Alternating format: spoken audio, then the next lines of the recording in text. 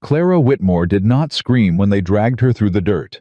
She bit her lip until it bled, kept her chin up, and looked every silent face on that boardwalk straight in the eye.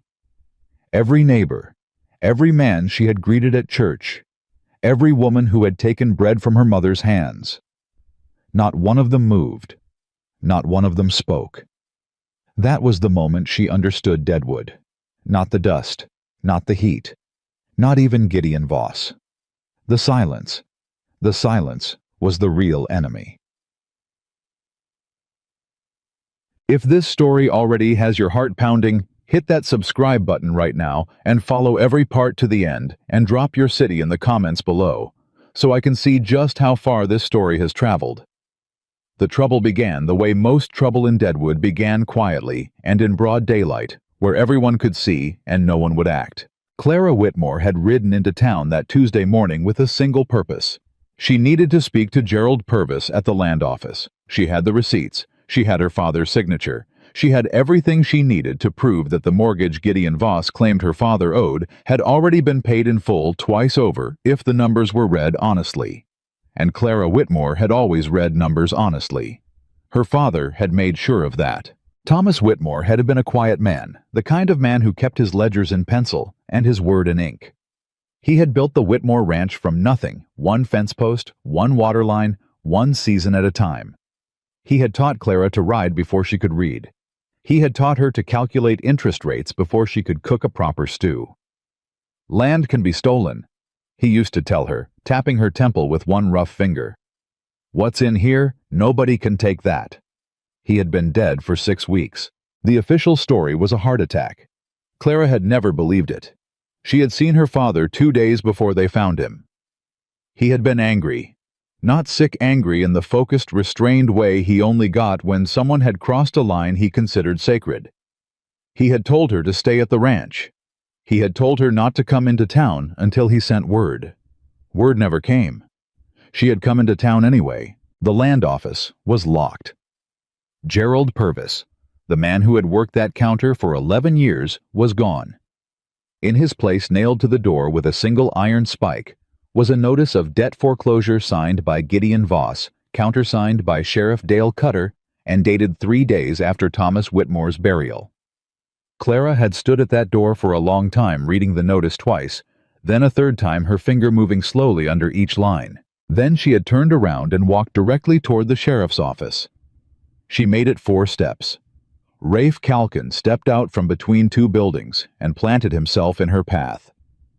Rafe was Voss's chief enforcer, not a gunslinger in any romantic sense of the word, but a large, patient, methodical man who had made a career of making people regret the decisions that had led them into his vicinity. Miss Whitmore. He tipped his hat with exaggerated courtesy. 2 other men materialized behind her. Mr. Voss would like a word. I would like a word with the sheriff, Clara said. Her voice was steady. Her hands were steady. Only her jaw was tight. Sheriff's busy. Then I'll wait. Rafe smiled. It didn't reach his eyes. It never did. Mr. Voss isn't the patient kind, Miss Whitmore. And your ranch situation, well, it's more urgent than you might appreciate. I appreciate it perfectly, she said. The notice is fraudulent. My father paid that mortgage. I have the receipts. Something shifted in Rafe's expression. Not surprise he had known about the receipts. It was something closer to inconvenience. Why don't you come explain that to Mr. Voss personally? I'd rather explain it to a judge.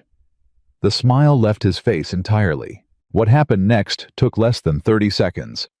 Rafe nodded once. The 2 men behind her moved. One took her saddlebag, the one with the receipts, the ledger, her father's correspondence. The other grabbed her arm above the elbow grip, hard enough to bruise, and began walking. Not leading. Walking. Dragging when her feet didn't cooperate. Deadwood's main street was not empty. It was never empty at 10 in the morning. There were men on the boardwalk outside the general store. A woman from the church auxiliary was crossing toward the milliners. 3 cowboys she recognized from neighboring spreads were loading feed sacks onto a wagon. A boy of maybe 12 was sweeping the steps outside the saloon. Every single one of them saw. Not one of them moved. Clara stopped fighting. Not because she gave up, but because she understood in one cold, clear moment of comprehension that fighting would only cost her energy she was going to need later. She let them walk her down the center of the street. She kept her chin up. She looked at every face. She memorized every pair of eyes that slid away from hers. She would remember all of them. They had almost reached the far end of the street. Voss's private office was in a converted bank building, 2 stories, iron-shuttered windows when the horse appeared. It came from the north road at an easy walk, a dark roan gelding with road dust thick on its flanks. The rider wore a plain black coat, dark trousers, a trail-worn hat pulled low. He was not young, but he moved with the particular economy of someone who had learned a long time ago not to waste motion. He carried a revolver on his right hip in a holster worn smooth from use. He carried nothing else that Clara could see. He came to a stop at the edge of the street, maybe 30 feet away. He looked at the 2 men holding Clara. He looked at Clara. He did not look away. "Let her go," he said. His voice was not loud. It carried the way a dry crack in still air carries sudden flat and absolutely clear. Rafe Calkin turned. He took in the stranger with a slow professional survey. 1 man, 1 horse, 1 gun, no badge. "Move along, friend," Rafe said. "This is a private business matter." "She isn't a business matter," the stranger said. "She's a woman. Let her go." Rafe's hand moved toward his coat, not drawing, just making the intention known. "Last warning. Move along." The stranger dismounted. That was all he did. He stepped down from the horse and stood in the street and looked at Rafe Calkin with an expression Clara would later struggle to describe. Not anger, not threat, not posturing. Something quieter, and somehow far more dangerous. The expression of a man who had already made every calculation he needed to make, and was simply waiting for the other party to catch up. "Let her go," he said again. "Or we find out right here which one of us has made worse decisions in his life." A sound came from the boardwalk. Clara registered it in her peripheral vision. 2 men who had been lounging against the post of the general store were standing up straighter now, hands moving away from their belts. Not toward them, away. A subtle distinction that meant everything. They recognized something in the stranger that Rafe apparently hadn't yet. Rafe looked at his men. He looked at the stranger. He did a brief, careful arithmetic of the situation. "We'll discuss this with Mr. Voss," he said finally, and his tone had shifted by half a degree, still commanding but no longer certain. He nodded to the men holding Clara. They released her arm. One of them kept the saddlebag. "My bag," Clara said immediately. "Evidence of debt," Rafe said, recovering his composure. "Legal matter. You'll see it when the magistrate reviews the case." He tipped his hat to the stranger with the same false courtesy he'd used on Clara. "Friend." He walked away. His men followed. The street watched them go. Clara stood in the middle of Deadwood's main thoroughfare, one hand pressed to the arm they'd grabbed, not showing pain, just confirming its existence, and looked at the stranger. He was watching Rafe's retreating back. Then he looked at her. "You all right, ma'am?" "They took my bag," she said. "The receipts were in it, proof that my father's mortgage was paid." He nodded slowly. "Was wondering what made it worth doing that in public." "Gideon Voss," she said. The name came out flat and hard the way she'd been practicing saying it without letting her voice crack. Recognition moved across the stranger's face, not the recognition of someone hearing a name for the first time, but the recognition of someone hearing a word they'd been expecting. He looked at her more carefully. "You're Whitmore's daughter," he said. She went still. "You knew my father." "Of him," he said, a careful distinction. "How long has Voss been moving on the ranch?" "The foreclosure notice was dated 6 weeks ago, 3 days after my father was buried." She watched his face. "You know something." "I know a few things," he agreed. He picked up his horse's reins and stood easy, not crowding her, giving her room to decide whether she wanted to continue this conversation. "Name's Caleb Cross. Clara Whitmore." She studied him. "You're not from around here." "No, ma'am." "But you knew Voss's name when I said it." "Voss has a reputation, spreads." He tilted his head slightly. "That notice, do you have any other copies of the receipts? Anything at the ranch?" "Yes." She hesitated. "My father kept copies of everything. He didn't trust—" She stopped, then made a decision. "He didn't trust banks or offices. He kept his own records." "Then the bag they took isn't the end of it." "No," she said. "It isn't." She looked at him squarely, evaluating. "Why did you stop?" He met her gaze. "Because no one else did." It was not a heroic answer. It was not a modest deflection. It was a statement of plain observation that something had been wrong, that everyone around him had seen it was wrong, and that he had been the only one who found that sufficiently intolerable to act on. Clara had dealt with enough dishonest men to recognize the texture of an honest one. She was not certain yet what Caleb Cross was, or what he wanted, or what had brought him to Deadwood at this particular hour on this particular morning. But she was certain of that. She gave him a single brief nod. "I'm going back to the ranch," she said. "I need to find those copies before Rafe Calkin thinks to look for them." "That's likely going to occur to Voss within the hour," Caleb said. "Yes," she said, "which is why I'm leaving now." She walked to where her own horse was hitched outside the land office. She untied him, swung up without asking for assistance, and looked back down at Caleb Cross, standing in the middle of the street, with his roan at his side. "Mr. Cross," she said. "Ma'am." "You said you know things." She held his gaze. "When you decide whether those things are relevant to my situation, the road to the Whitmore Ranch is the North Fork, 3 miles past the ridge." She rode. He watched her go. Then he turned and looked back toward Voss's building at the far end of the street. The iron shutters were still. No movement. But there were eyes behind them. There were always eyes behind iron shutters when Gideon Voss was involved. Caleb Cross had known Gideon Voss's name for 4 years. He had not come to Deadwood looking for him. He had told himself that several times on the long road north from Laramie. He had been heading to Montana. He had heard there was surveying work, legitimate work, the kind that kept his hands busy and his mind occupied with distances and elevations rather than the past. Deadwood had simply been on the way. And then, 2 days outside of town, he had heard a man in a roadside camp mention Voss's name in connection with water rights and a widow ranch, and a county judge, who was suddenly living better than a county judge had any right to. He had adjusted his route slightly. He told himself it was coincidence. He was not certain he believed himself. What he was certain of was this: he had ridden into Deadwood and seen a young woman being dragged through the street, while 30 people watched from the safety of their own fear, and every instinct he had. Instincts shaped by 10 years of war and 5 more of its aftermath had come to a single quiet point of clarity. No, not here, not today. He mounted his horse and rode north. At the Whitmore Ranch, Clara was already at her father's desk, a massive scarred piece of oak furniture that dominated one wall of the small office room, when she heard a horse come into the yard.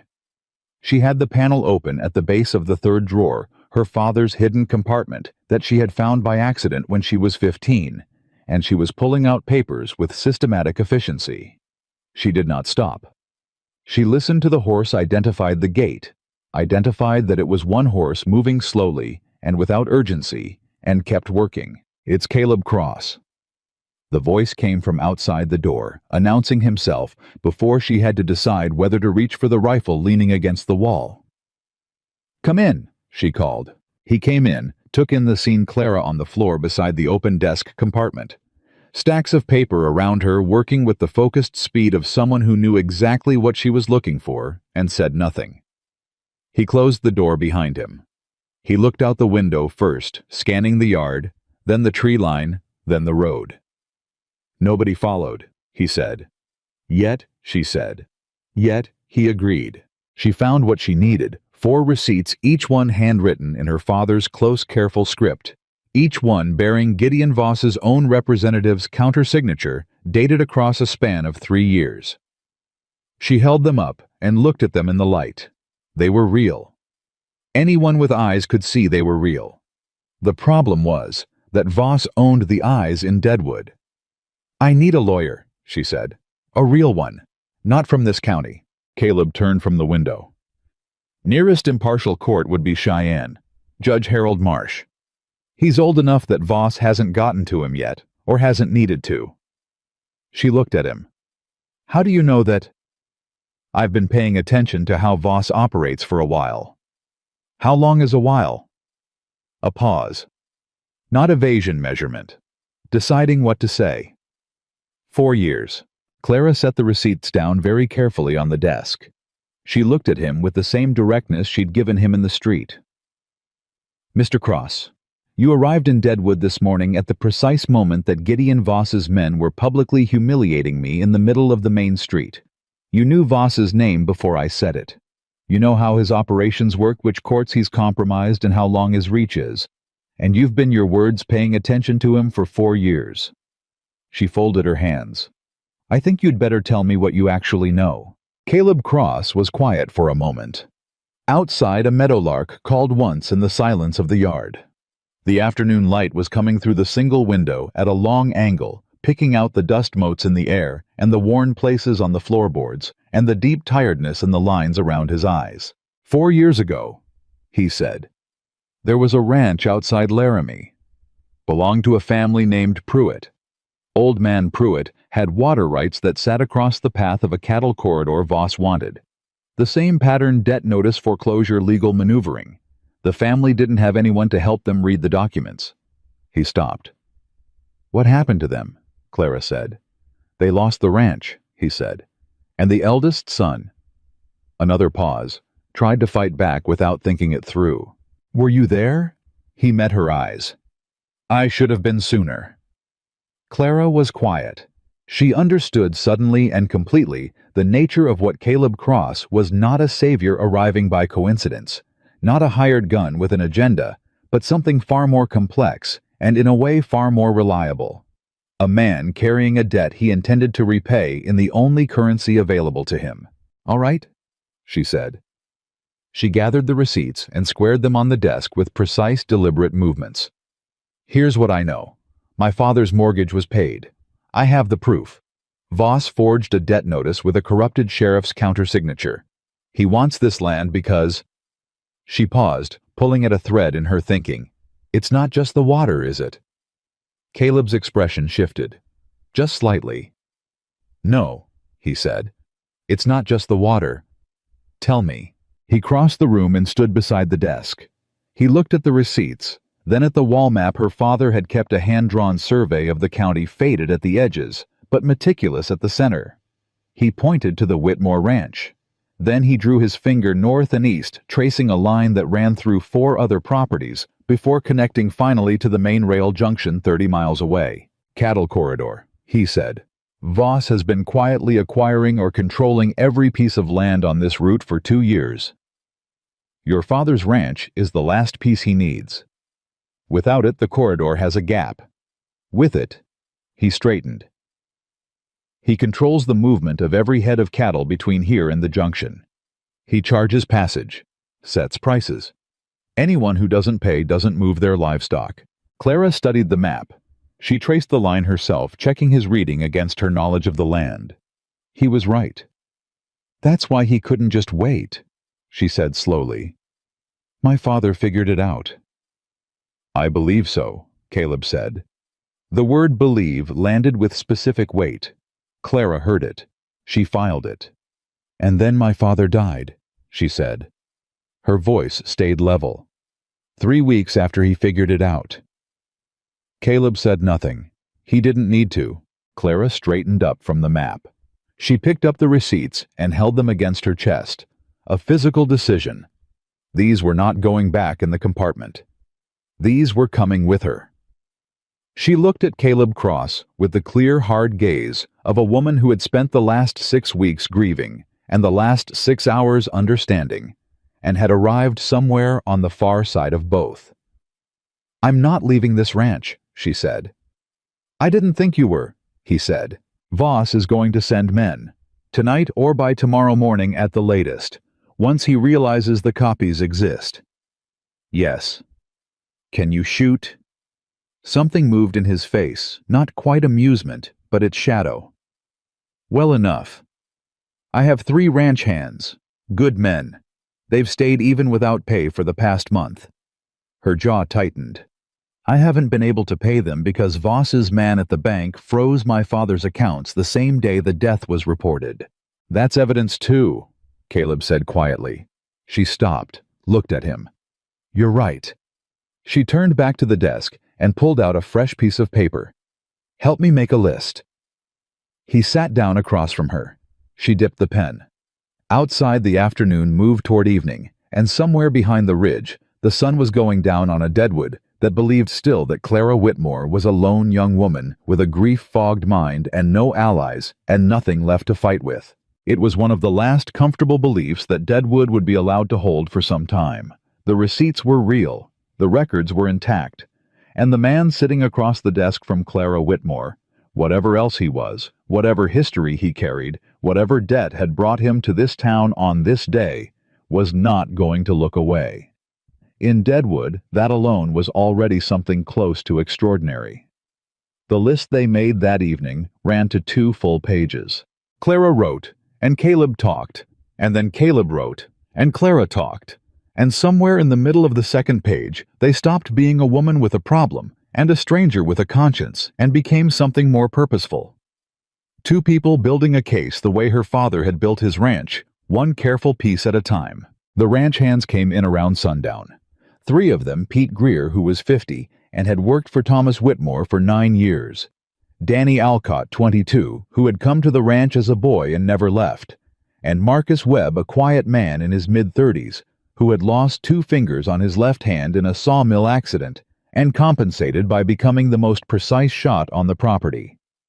They came in expecting to eat cold beans and sleep in a bunkhouse that belonged technically to a dead man's debt.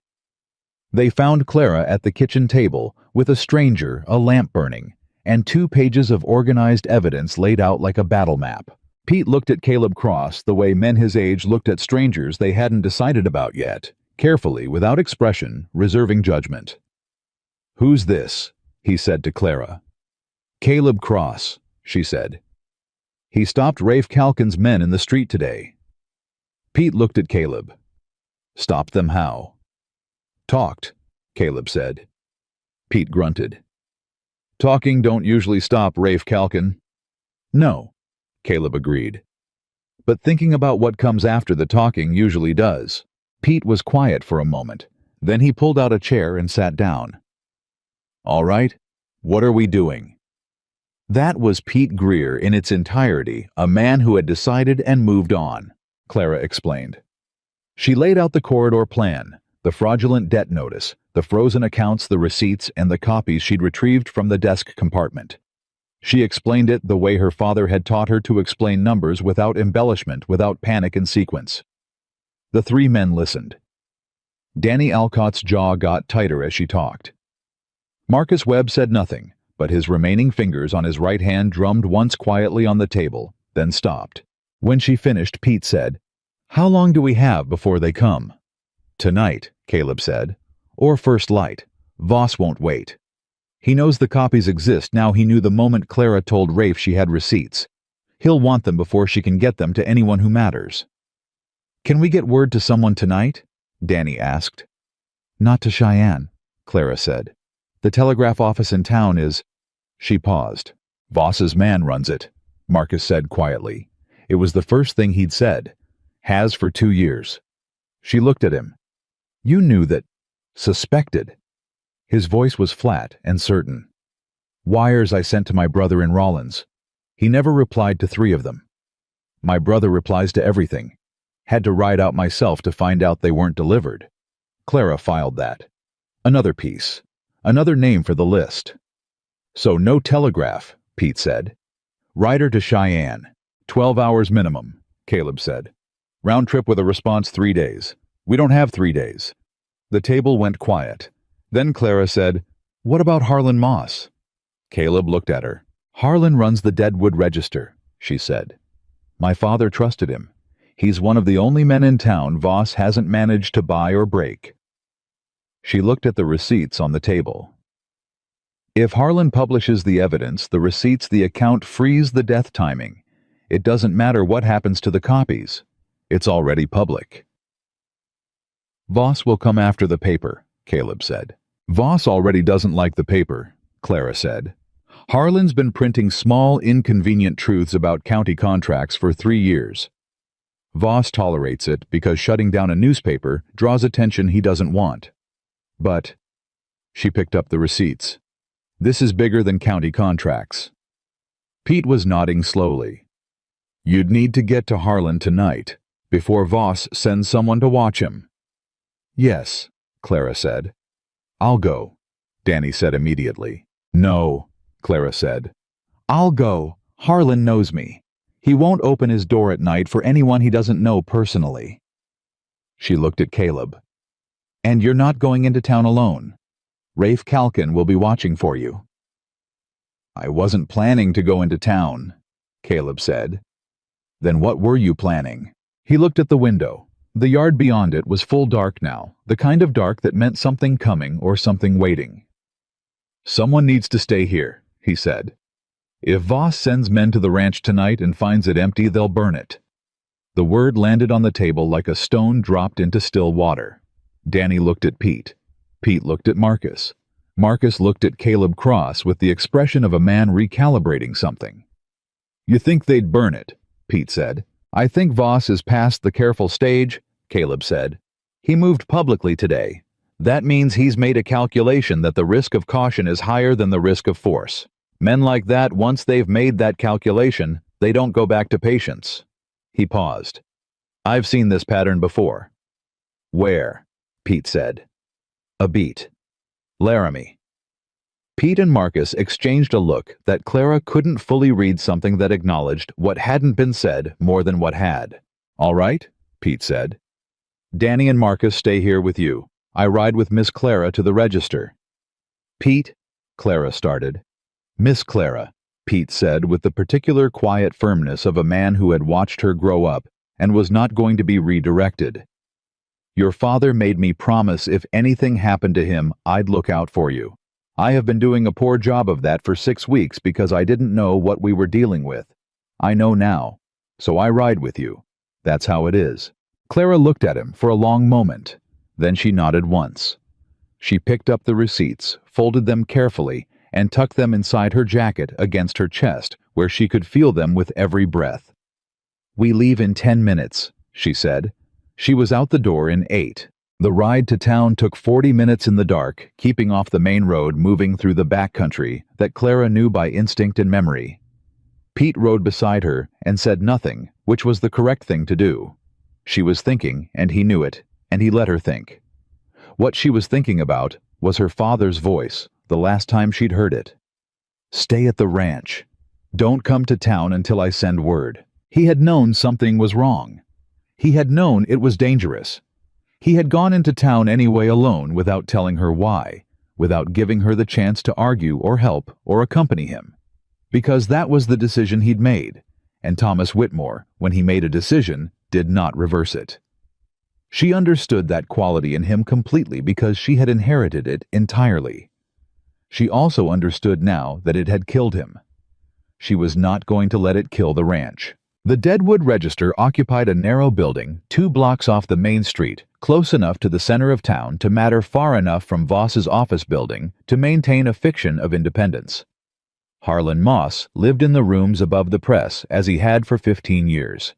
Clara had been in those rooms twice as a child, sitting at his cluttered table while he and her father argued about the difference between reporting facts and reporting truth. A distinction Harlan maintained was not as obvious as Thomas believed. She knocked on the side door. 3 times, paused twice more, the pattern her father had established years ago for reasons that had seemed paranoid at the time and now seemed prescient. 30 seconds of silence.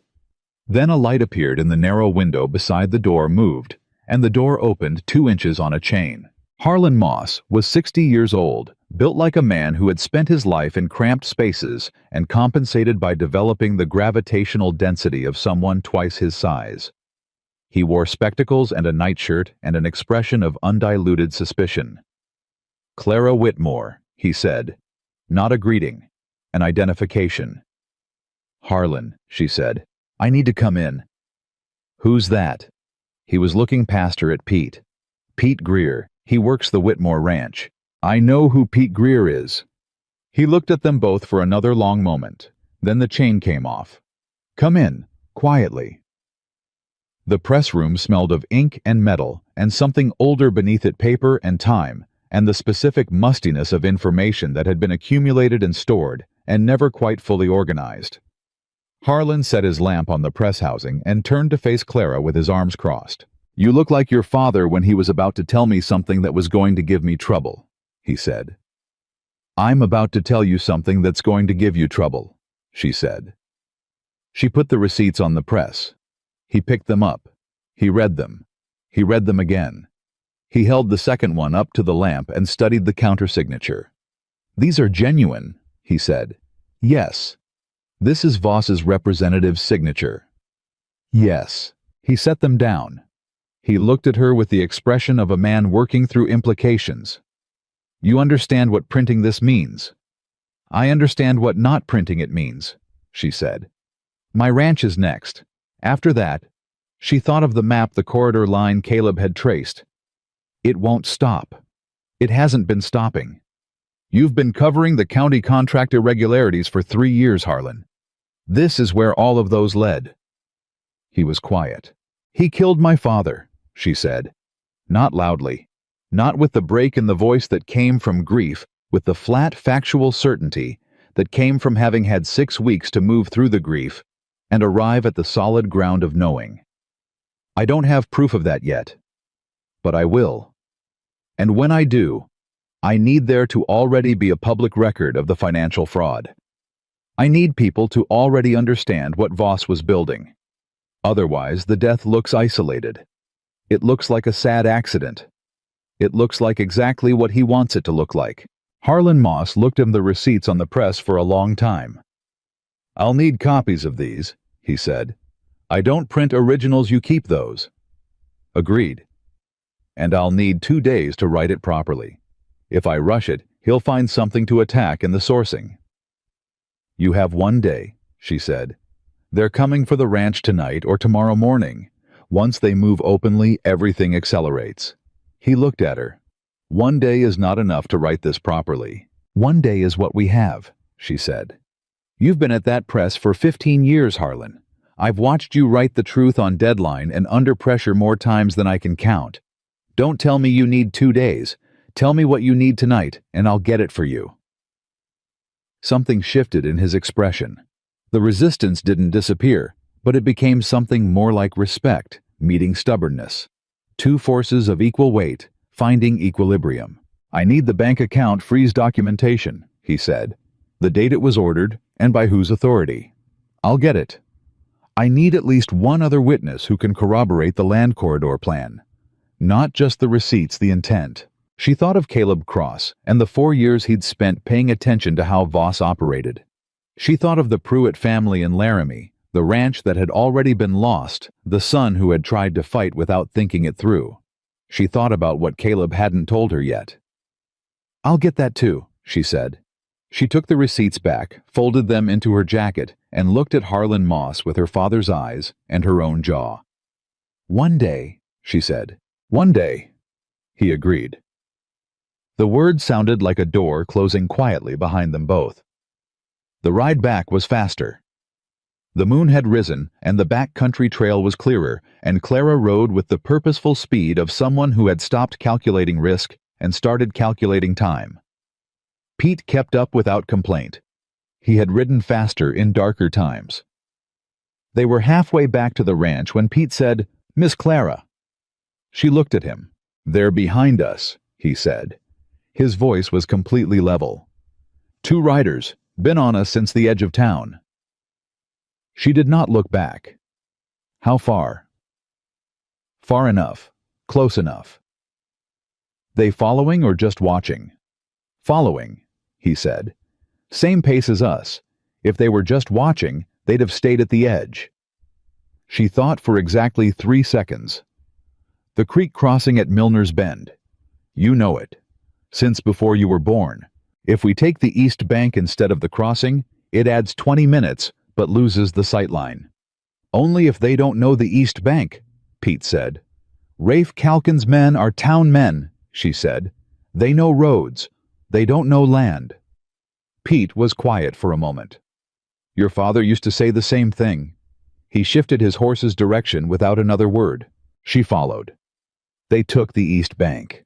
The sound of the creek covered their movement for the 20 minutes it needed to, and when they came out on the other side and held still in the tree line for a full minute listening, there was nothing behind them. Nothing they could hear anyway. She gave it another 30 seconds. Then she rode for the ranch.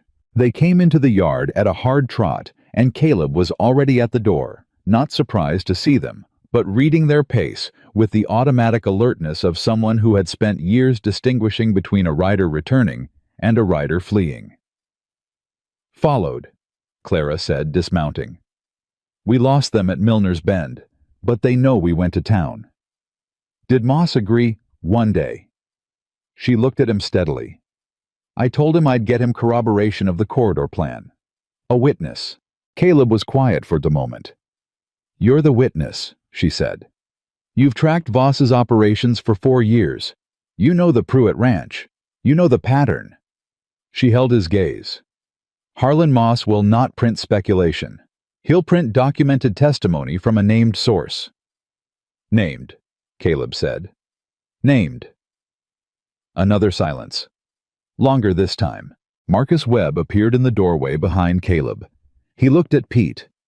Pete shook his head slightly, the shorthand of men who've worked together long enough not to need words. Caleb Cross looked at Clara Whitmore, standing in the yard of the ranch that might not exist in 48 hours, holding receipts against her chest that proved her father had been robbed, asking him to attach his name to a document that would put him directly in the sightline of a man who had already demonstrated a willingness to solve problems by creating new graves.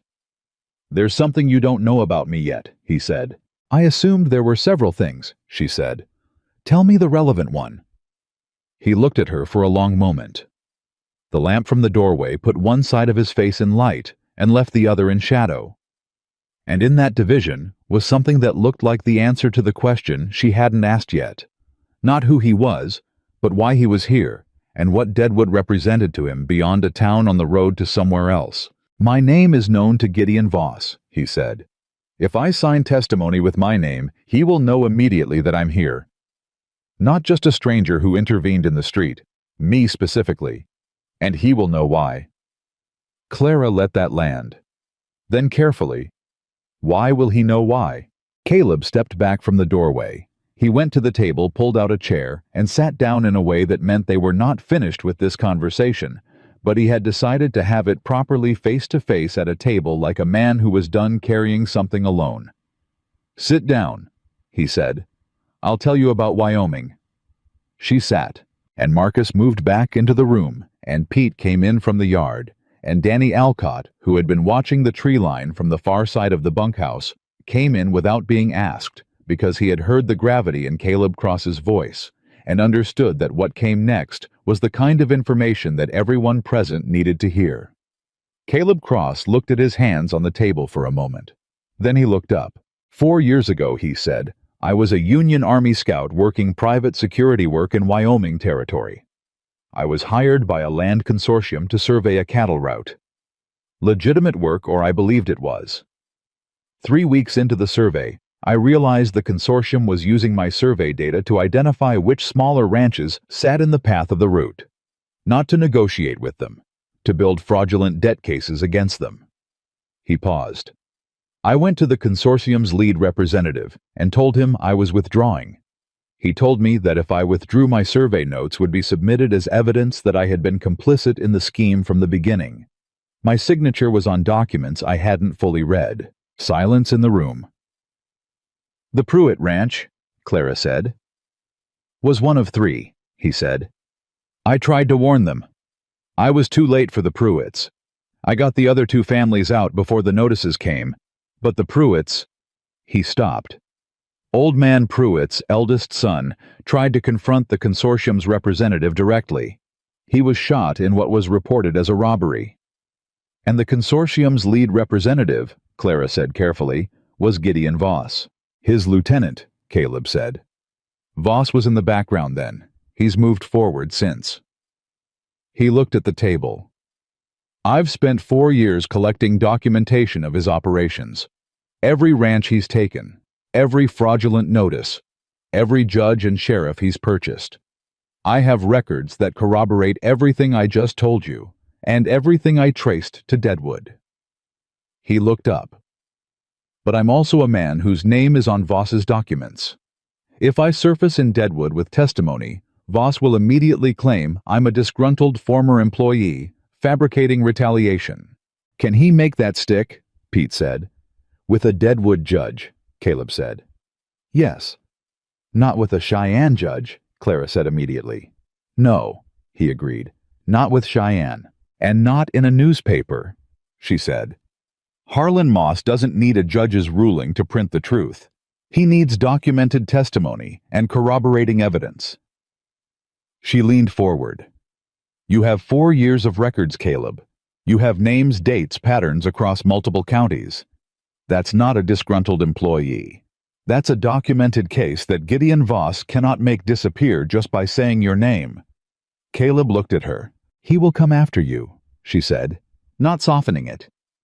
She had decided somewhere on the dark ride back from town that she was done softening things.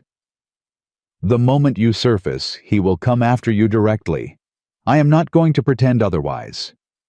I know, he said, and you're still sitting at this table. He was quiet for a moment. Then, I've been running from this particular conversation for 4 years, Miss Whitmore. I'm tired of it.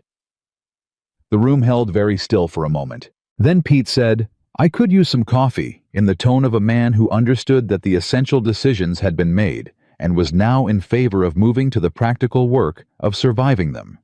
And Danny got up to start the fire, and Marcus quietly went back to the window. Clara looked at Caleb Cross across the table.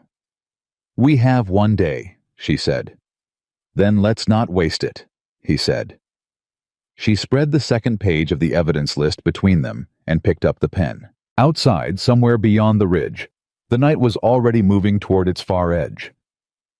Somewhere in town, Gideon Voss was sitting behind iron shutters, making his own calculations, deploying his own resources, drawing his own maps of what was going to happen to the Whitmore Ranch, and the woman who thought receipts and copies and a small-town newspaper were enough to stand between her and the machinery he had spent years building.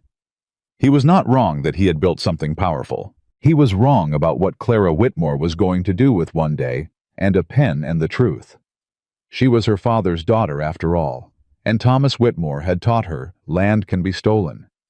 What's in here, nobody takes that. She began to write. They worked through the night.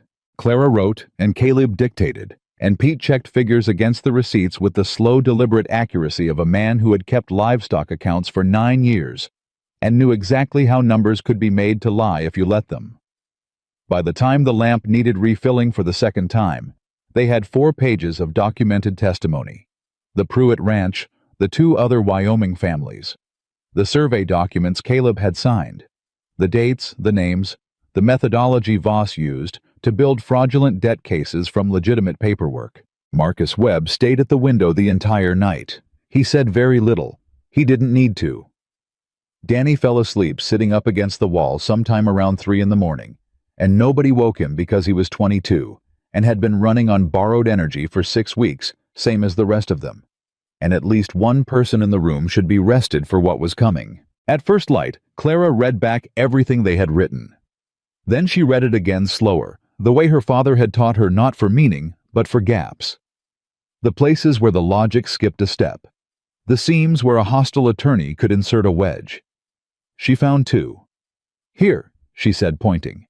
You say the consortium's land surveys were used to identify target properties, but you don't name who received the survey results. Voss's attorney will argue the data went somewhere else. Caleb leaned over the page. I have a letter, he said. In my saddlebag. It's a correspondence between the consortium's administrator and Voss's Wyoming representative. It names the survey package specifically. She looked at him. "You've been carrying that for 4 years," she said. "Yes." "In your saddlebag."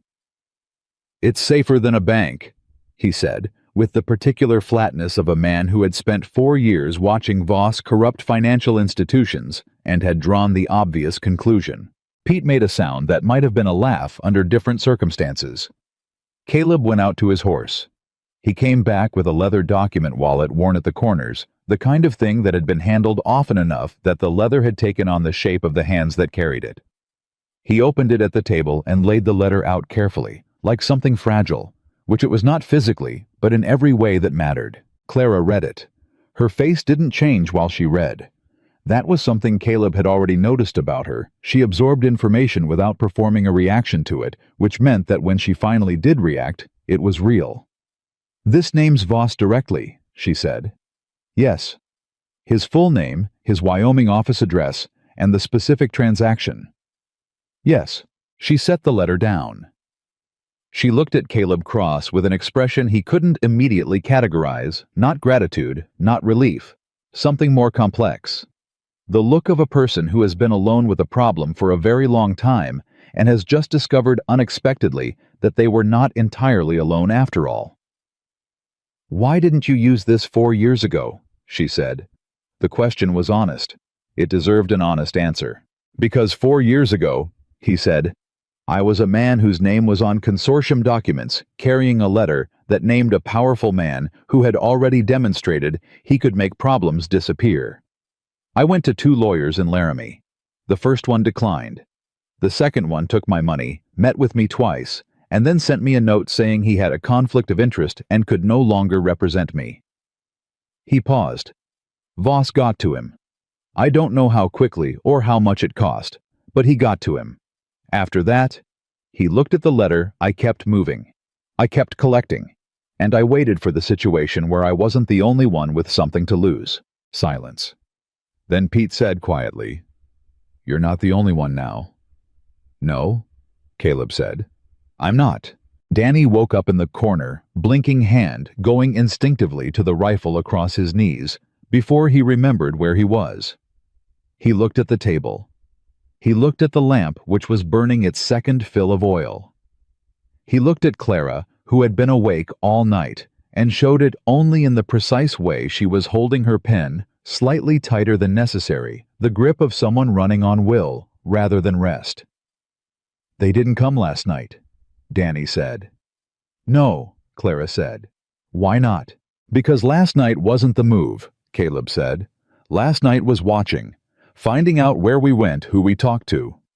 The move comes after they've decided what we know and who knows it." Danny absorbed this. "So they're coming today." "Today," Caleb said. "Or they make a legal move. Voss will go for the legal angle first if he can, it's cleaner. He'll try to get a writ of immediate possession from Sheriff Cutter before we can get the evidence to anyone who matters." Clara was already standing. "Then we need to move the evidence now, before the sheriff's office opens." She looked at Caleb. "The letter comes with me to Harlan Moss, together with the testimony and the receipts." "That letter doesn't leave my sight," Caleb said. "Not hostile, definitive." She met his eyes. "Then you come with me." A beat.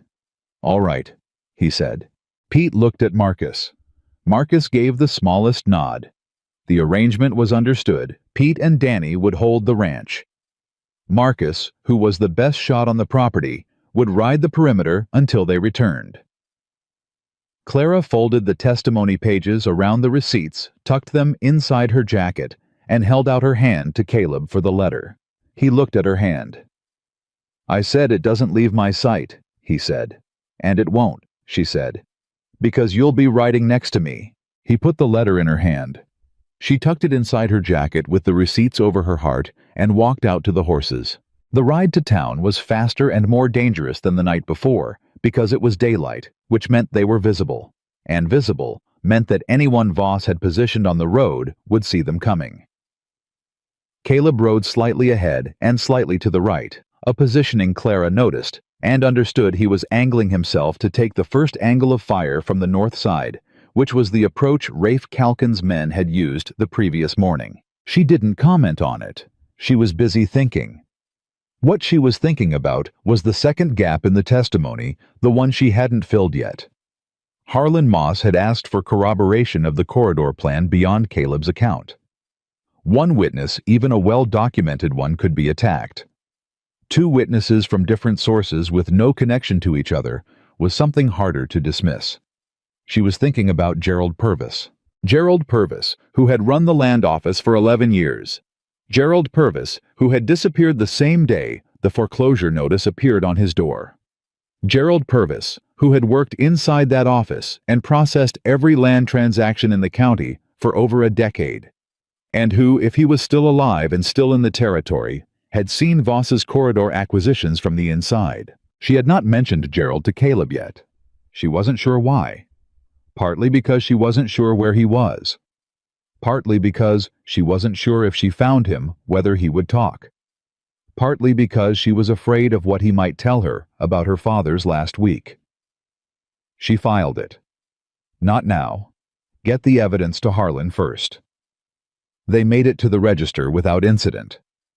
Harlan opened the door before they knocked. He'd been watching from the window, which told Clara he hadn't slept either. He took one look at Caleb Cross and said, "Who's this?" "The corroborating witness you asked for," Clara said. "And then some." They spent 90 minutes with Harlan Moss. Caleb laid out the Wyoming documentation in the order Harlan needed it, not chronologically, but argumentatively, the way a newspaper piece needed to be structured, so that each piece of evidence answered the question the previous piece raised. Clara watched Harlan read the consortium letter and saw his expression do something she had never seen it do in 15 years of knowing him. It went completely still. Not the stillness of a man processing information. The stillness of a man understanding for the first time the full scale of what he'd been circling around for 3 years without knowing it. "He's been building this for 7 years, Harlan said. It wasn't a question. "At least," Caleb said. Harlan set the letter down very carefully. "This is not a county story," he said. "This is a territorial story. This is a—" He stopped, started again. "If I print this, I need to simultaneously send copies to the territorial governor's office and to every paper in the territory that isn't compromised. Because if I print it alone, Voss shuts me down within 48 hours and the story dies with the press." "Can you do that?" Clara said. "I can try." He looked at the documents. "I need the originals for the printing. Not copies, the originals carry the ink impression and the paper grain, and if anyone challenges authenticity, I need to show them." "No," Caleb said. Harlan looked at him. "The originals don't leave Miss Whitmore's hands," Caleb said.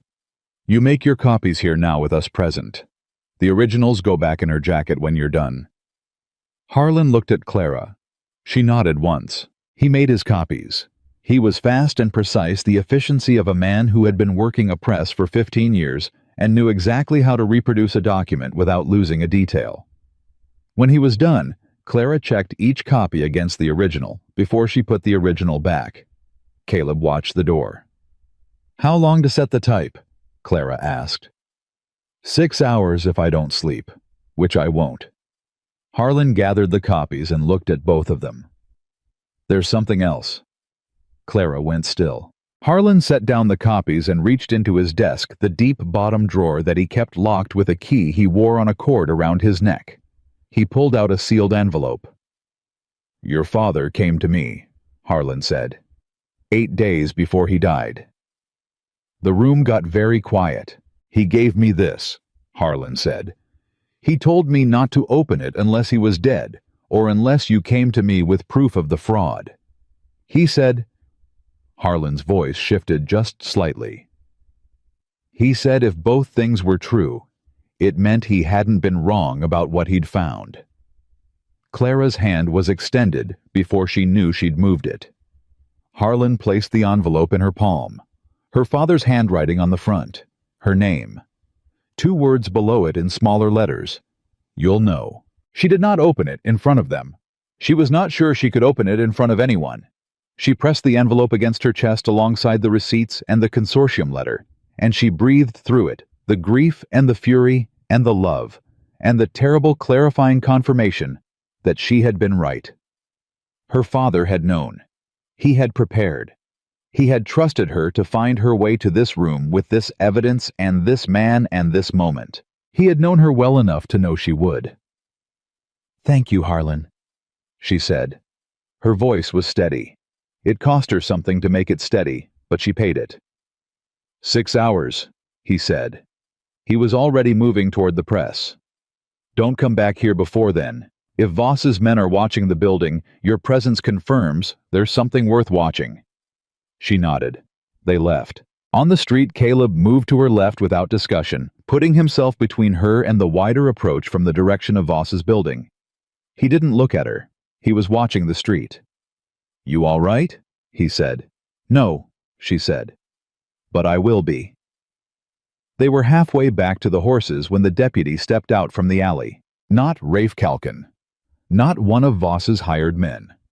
Deputy Will Chambers, 26 years old, who had been appointed to his position 8 months ago, and who Clara had seen twice at Sunday service, and once helping an elderly woman carry her groceries, and who had struck her on all 3 occasions as a young man who had not yet fully understood what he had signed himself into.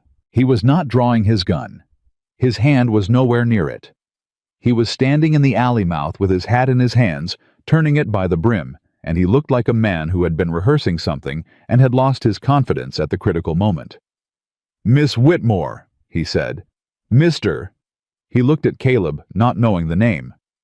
"Cross," Caleb said. Flat. Waiting. Chambers looked at Clara. "I need to tell you something," he said. "And I need you to know I'm telling you this without I'm not here because the sheriff sent me. He doesn't know I'm here." "Then why are you here?" Clara said. He turned the hat twice more, swallowed. "Sheriff Cutter is filing a writ of immediate possession this morning, against the Whitmore Ranch. He's got a judge from out of county brought in last night who's going to sign it by noon." Clara felt the information land like cold water. "A judge brought in last night?" she said. "From where?" "I don't know," Chambers said. "He arrived on the late stage, went straight to Voss's building, came out 2 hours later and took a room at the hotel. He looked at his hat. I heard the sheriff talking about the writ at 6 this morning. He didn't know I was in the back." "Why are you telling me this?" Caleb said. Chambers looked up.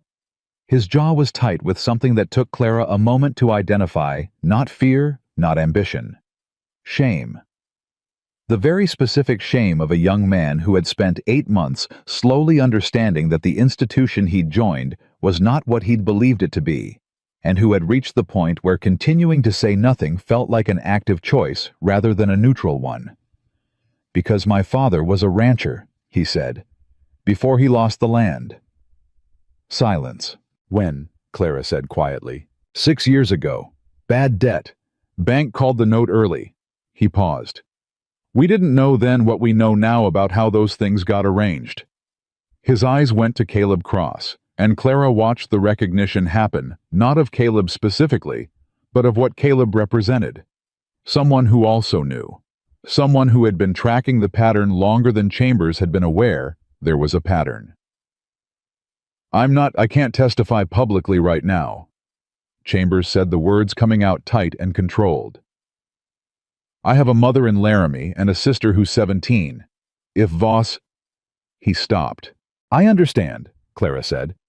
"But if there's something I can do that keeps them safe." "There is," Clara said immediately. She had already calculated it the half-second between hearing his limitation and hearing his offer. "The writ, when it's signed. Can you delay the physical service of it? Not indefinitely. An hour, maybe 2. Chambers thought. "I could lose it," he said carefully. "The paperwork. It happens. Busy office. It happens," Clara agreed. "An hour deputy. That's all I need."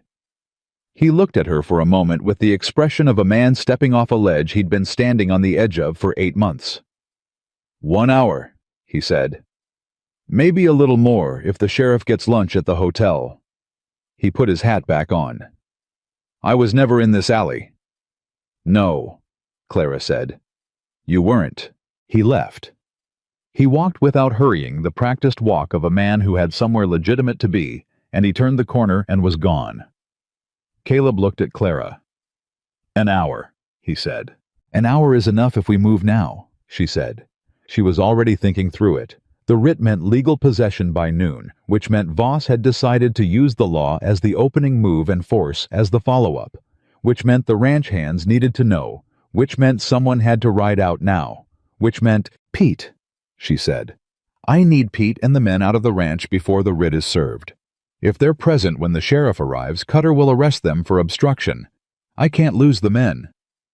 Marcus, Caleb said. I'll send Marcus a signal he's on the perimeter, he'll see it.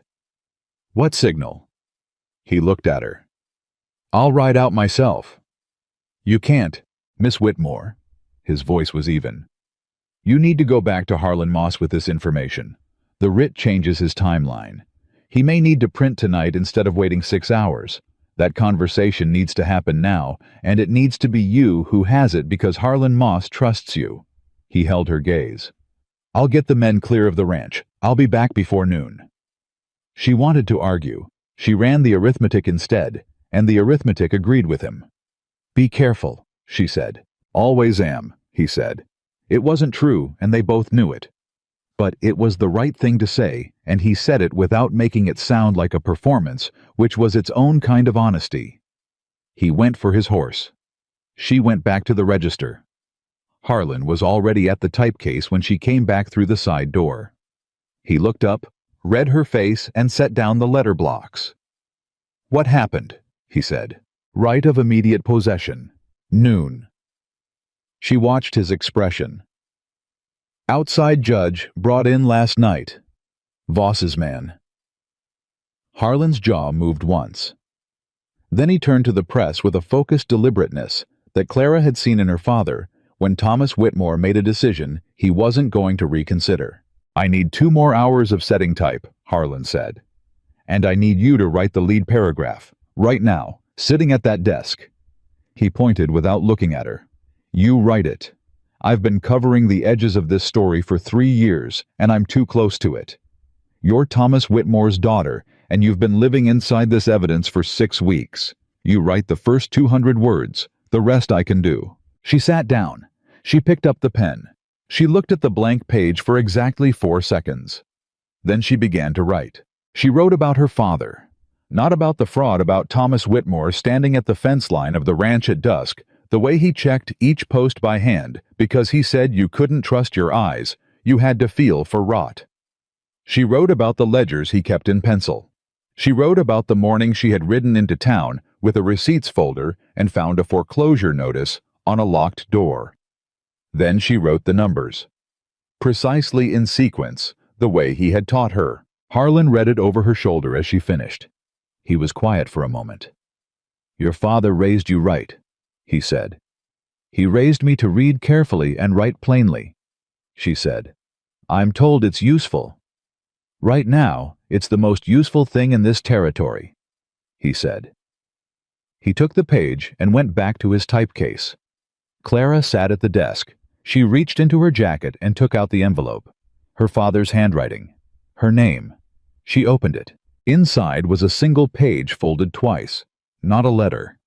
A document handwritten dated 2 weeks before Thomas Whitmore died, signed and witnessed by 2 names she recognized, Harlan Moss and a woman named Ruth Alcott, who was Danny Alcott's mother and had been the Whitmore family's nearest neighbor for 20 years. It was a witnessed account, written in her father's precise hand, describing a conversation he had in the Deadwood land office with Gerald Purvis.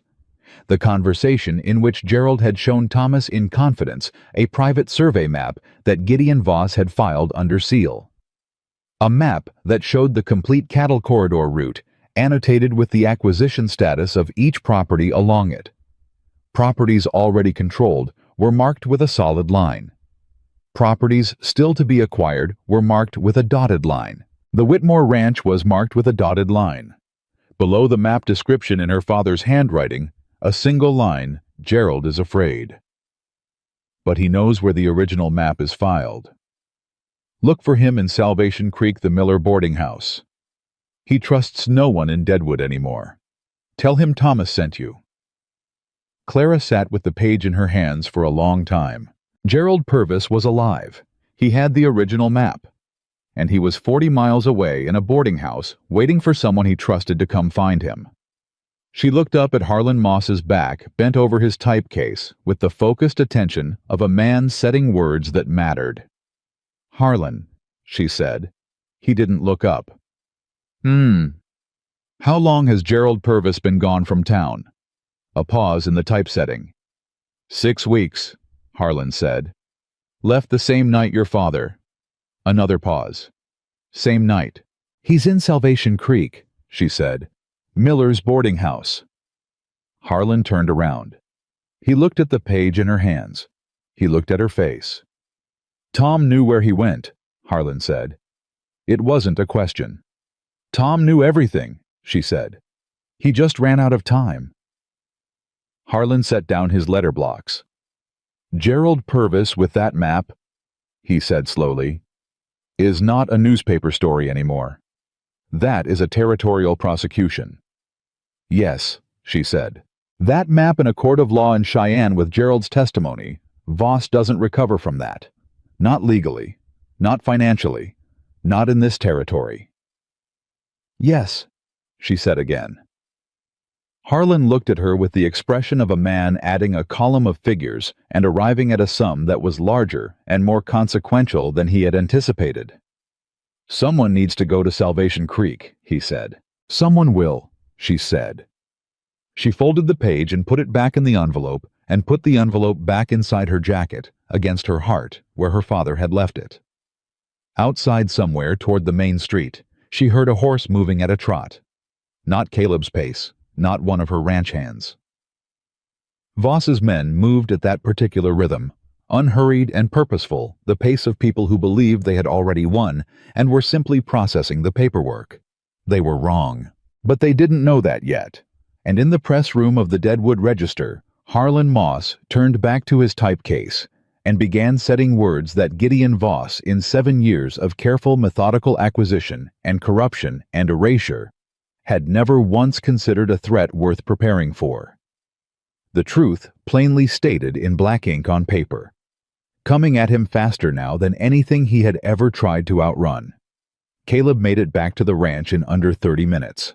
Marcus was already at the fence line when he rode in, not patrolling, waiting. The kind of waiting that meant he'd seen something. 2 riders on the South Ridge, Marcus said before Caleb had fully dismounted.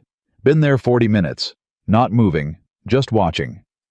Voss's men, Caleb said. Not a question. Voss's men, Marcus confirmed. Caleb looked at the house. Pete was on the porch. Danny was around the side pretending to work on a fence post and doing it badly because his attention was on the ridge. They were good men. They were not gunfighters. And within the hour, a sheriff with a legal writ and whatever force Voss had arranged to accompany him was going to come down that road. "We're leaving," Caleb said loudly enough for Pete to hear. Pete came off the porch. "Leaving. Sheriff's filing a writ by noon. You're here when he serves it. He arrests you for obstruction. Voss wants the men gone easier to take the property without witnesses." He looked at all 3 of them in sequence. "But we're not going far. There's a creek crossing a mile east, the one Miss Clara calls Milner's Bend. You know it." "Know it well," Pete said. "Take what you need, leave what you can't carry, and take the ranch ledgers, everything in Thomas Whitmore's office, every record, every paper. Don't leave Voss anything he can use." Pete was already moving before Caleb finished the sentence. That was the thing about men who had worked land their whole lives. They understood the difference between a retreat and a repositioning, and they didn't waste time grieving the distinction. Danny took the ledgers. Marcus took the rifles. Pete took the lockbox from under Thomas Whitmore's bed that Clara had told him about before she left the secondary box, the one that held the deed copy and 3 months of operational records she hadn't been able to get into the desk compartment the night before because she'd been moving fast and frightened, though she hadn't let anyone see the frightened part. They were out of the ranch and moving east inside 12 minutes. Caleb waited until they were clear. Then he stood alone in the yard for a moment, the empty house behind him, the south ridge with its 2 watching riders ahead of him, the road from town running straight and exposed to his left. He thought about Gideon Voss, sitting behind iron shutters, satisfied with the machinery he'd set in motion. A writ, a judge, a sheriff. The ranch cleared. The evidence as far as Voss knew either destroyed or neutralized. The corridor completed. He thought about Clara in the press room of the Register, opening her father's envelope with hands that didn't shake because she had decided somewhere between the grief and the fury not to let them. He thought about Gerald Purvis in a boarding house in Salvation Creek, 40 miles away, with a map that could end everything. He mounted his horse and rode east after the others. Clara emerged from the Register at 10:30 with Harlan's timeline revised and her father's document folded against her chest, and a clarity of purpose that had replaced sometime in the last hour, the last remnant of shock. Shock was a luxury. She had used her allocation of it in the 6 weeks after her father's death, lying awake in the dark, rehearsing conversations she hadn't known to have while he was alive. There was no more room for it now. She needed a rider to Salvation Creek. Someone Voss wouldn't recognize fast enough to get there and back inside a day, trustworthy enough to bring Gerald Purvis back without scaring him off. Gerald, according to her father's note, trusted no one in Deadwood. That meant she couldn't send Pete or Danny or Marcus. They were Deadwood faces. It meant she couldn't go herself because she was the most visible person in this situation, and the 40-mile absence would leave Harlan without the only person who could authenticate the documents if he was challenged. She was still working through this problem when she turned the corner and walked directly into Caleb Cross coming the other way. She stopped. He stopped. "Ranch is clear," he said. "Men are at Milner's Bend. Rit won't find anyone to arrest." "Good." She looked at him. "I need a rider to Salvation Creek. Someone unknown in Deadwood." He looked at her steadily. "How unknown do I need to be?" "Voss's men saw you on the main street yesterday morning," she said. "Every one of them knows your face." "That's the Deadwood men," he said. "Voss's Wyoming contacts don't know me by sight, only by name." He paused. "And Salvation Creek is not Deadwood." She considered this. "Gerald Purvis won't go with a stranger." "He'll go if the stranger has Thomas Whitmore's letter," Caleb said, "and knows the right details. You'd have to read the letter." "I'd have to read the letter," he agreed. She reached into her jacket. She held her father's page out to him. He read it carefully, the way he'd read everything she'd seen him read, not fast, not performing speed, but with genuine attention, the kind that absorbed rather than scanned. When he finished, he folded it precisely on its existing creases and handed it back. "I know Salvation Creek," he said. "I passed through it on the way here. Miller's boarding house is on the north end, brown shutters outside pump in the yard." He looked at her. "I can be there and back before dark if I leave now." "Voss will have men watching the roads." "Voss's men watch the main road," he said. "There's a stock trail through the hills that adds 40 minutes and drops you into Salvation Creek from the east. They won't have thought to cover it." She studied him. "You scouted the approach coming in." "I always scout the approach coming in," he said. It was not a boast. It was a statement of habit, the kind built by years of understanding that the road you can see is rarely the only road. She made her decision in the span of 2 breaths. "Take my horse. She's faster than yours, and she knows the hill country." She held out the reins. He looked at the horse. He looked at Clara. "I'll take my own horse. You may need yours before I'm back." "Caleb." Her voice was even. "Harlan prints by tonight. The writ gets served on an empty ranch this afternoon, which buys us time, but not much. We need Gerald Purvis in Deadwood with that map before Voss realizes the press is moving. That is the sequence. That is the only sequence that works." She held his gaze. "Take the faster horse." He took the reins. "If I'm not back by sundown," he started. "You'll be back by sundown," she said. He almost said something. Then he didn't. He swung up, adjusted the stirrups by feel, and looked down at her from the height of the saddle. "The men are at Milner's Bend.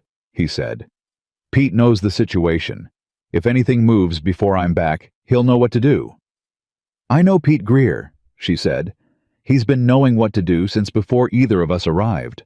Something crossed Caleb's face, the same shadow of almost amusement she'd seen the night before, and beneath it, something warmer and less guarded, the expression of a man whose defenses were specifically tuned to large threats, and had not been adequately prepared for a 22-year-old woman with her dead father's receipts and her mother's composure. He rode. She watched him go. Then she turned back toward the register and went back to work. The writ was served at 12:47. She knew this because Deputy Chambers found her at the register at 1:15 and told her, quietly standing in the alley with his hat in his hands again, that the ranch had been found empty, that Sheriff Cutter had posted a notice of legal possession on the door, and that Cutter was, in Chambers' careful phrasing, not pleased with the morning. "Rafe Calkin," she said, "rode out with the sheriff. Came back looking like a man who'd been cheated at cards but couldn't prove it." Chambers paused. "They'll go back tonight. Sheriff's authorized a search of the premises for documents." "They won't find anything," she said. Chambers looked at her with the expression of a man who had decided to believe in something and was finding the decision both terrifying and clarifying. "No," he said. "I don't suppose they will. The men are safe. No arrests," he said. "No one to arrest." "Thank you, Deputy." He nodded once, put his hat on, and left the alley the same way he'd left it before, purposefully, without hurrying a man with somewhere legitimate to be. Inside the register, Harlan was pulling the first proof sheet. Clara stood beside him and read it as it came off the press, and the words her father had carried in his head, and she had carried in a folder inside her jacket, were now in ink on paper, set in type, that would be reproduced and distributed, and could not be unread or unprinted, or made to disappear behind iron shutters. It was not enough yet, but it was a beginning. And beginnings, her father had told her, were the hardest part. The proof sheet read clean. Harlan made 2 corrections. Clara caught a third, a date transposition in the consortium letter citation that would have given Voss's attorney a single thread to pull. She caught it because she had been reading documents for accuracy since she was 12 years old, and her father had made it a habit the way other fathers made bedtime stories a habit. "Good eye," Harlan said. "He trained me well," she said. She didn't specify who. She didn't need to. Harlan corrected the type and pulled a second proof. It was 2 in the afternoon. Caleb had been gone 4 hours. She did not check the window every few minutes.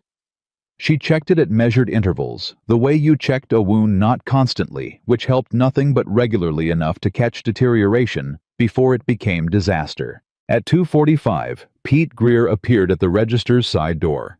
He had left Danny and Marcus at Milner's Bend and ridden in, carefully taking the long way, which meant he'd seen something that warranted caution. "Talk," Clara said. "Voss is moving the auction," Pete said. "Overheard 2 of his men at the feed store. They weren't being quiet about it, which means they didn't care who heard, which means they're confident." He looked at her. "Auction was scheduled for Friday. They've moved it to tomorrow morning, 9 o'clock. Clara absorbed this. "He's accelerating. He knows something's happening," Pete said.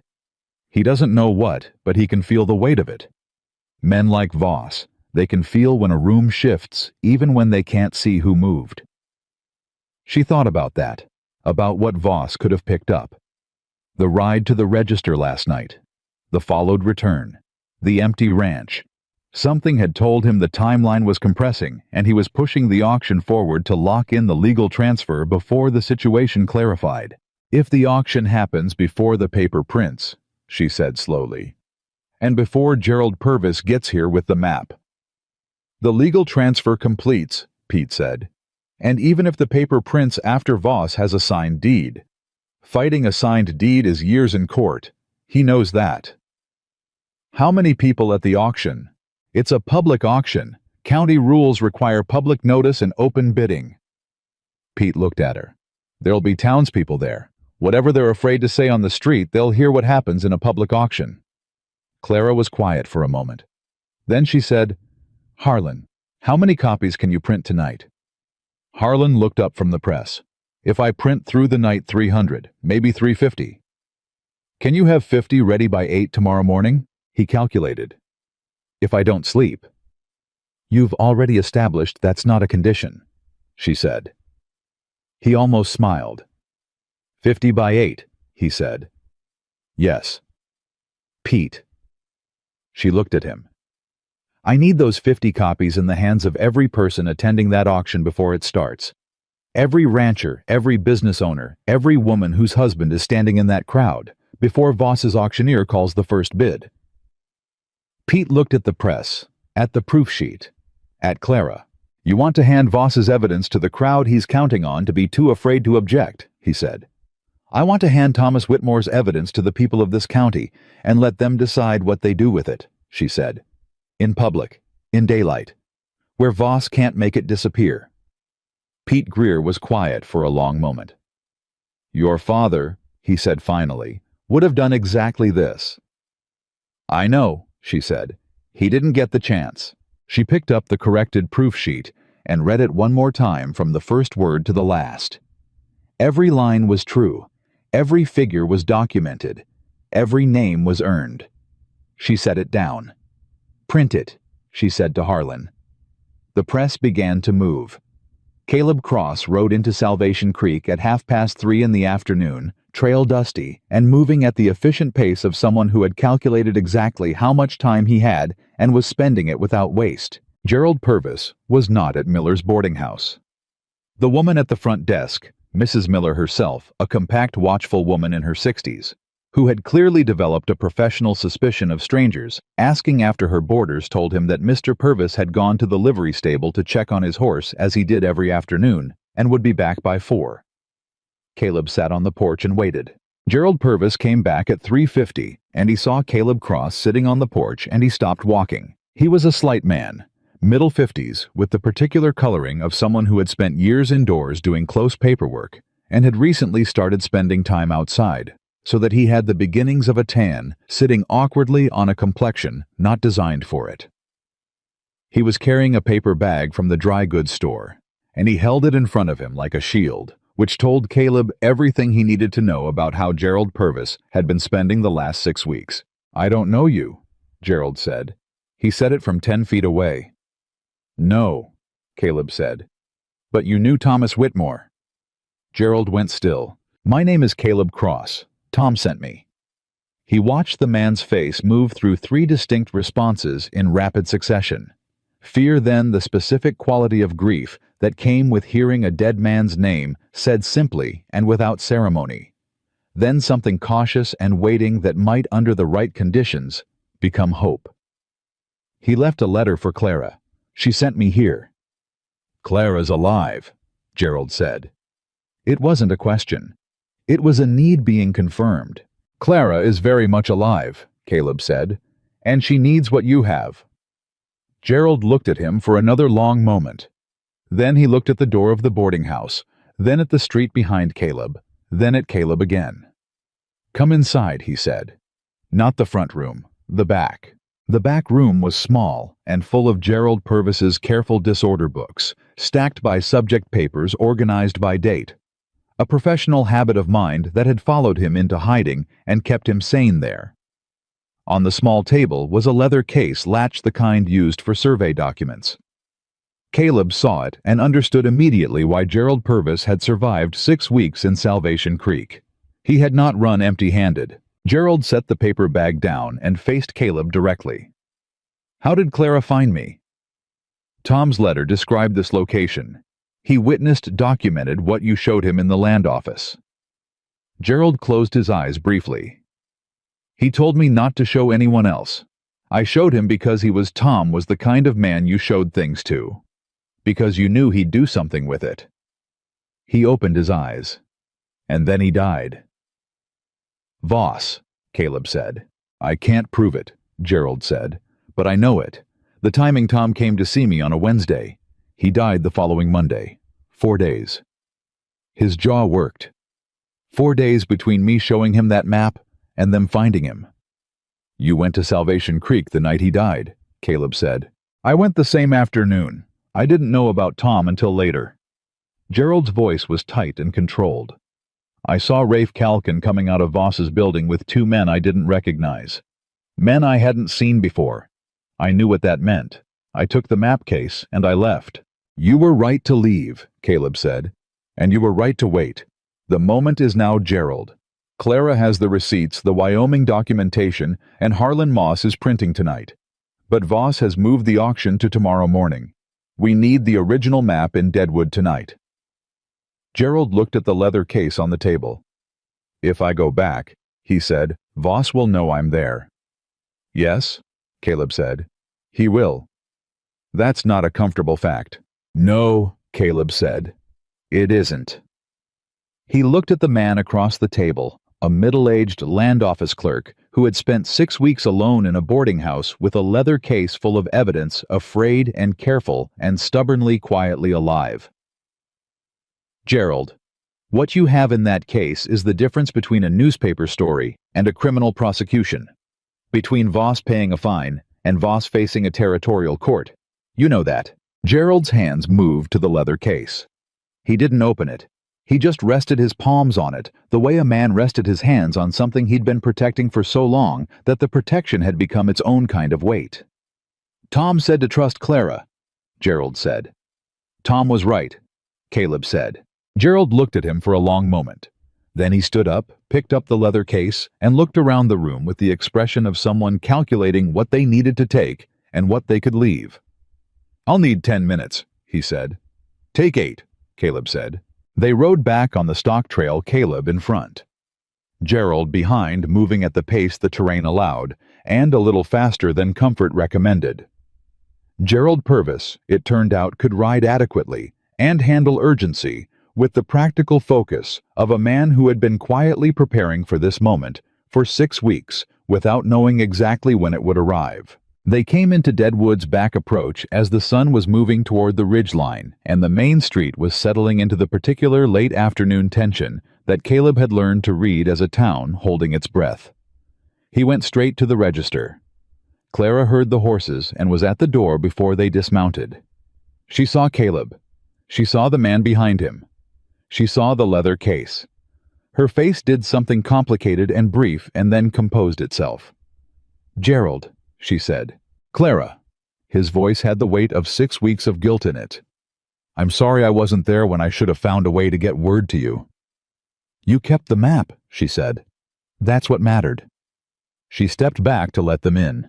Inside the press room, Harlan Moss looked up from the press. He looked at Gerald Purvis. A complicated history moved between them in the silence, men who had been in the same town for 15 years moving in parallel circles aware of each other, now finally occupying the same room for the same reason.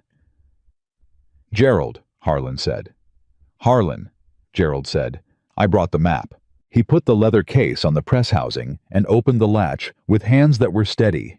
Now the steadiness of resolution, not of calm. The map was large hand-drawn survey quality, with the particular precision of official government documentation. It showed the county in its entirety, and the corridor route was exactly as Caleb had described to Clara 2 nights ago, a line running through 8 properties each annotated with acquisition status. 7 solid lines, 1 dotted line, the Whitmore Ranch.